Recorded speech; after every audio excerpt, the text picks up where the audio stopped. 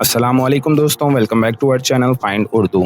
Script का मतलब है वो लिखा हुआ मटेरियल जो किसी प्ले, मूवी या स्पीच के लिए यूज़ होता है।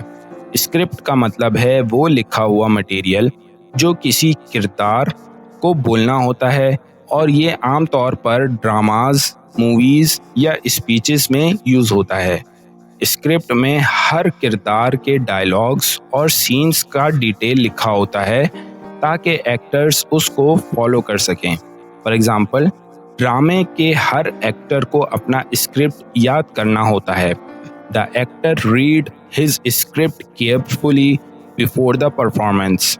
एक्टर ने अपनी परफॉर्मेंस से पहले अपना स्क्रिप्ट और से पढ़ा। तो दोस्तों, स्क्रिप्ट का मतलब है वो लिखा हुआ मटेरियल जो किरदार को बोलना या अंजाम देना होता है। उम्मीद है अब आपको स्क्रिप्ट का मतलब समझ में आ गया होगा। मिलते हैं नेक्स्ट वीडियो में। शुक्रिया।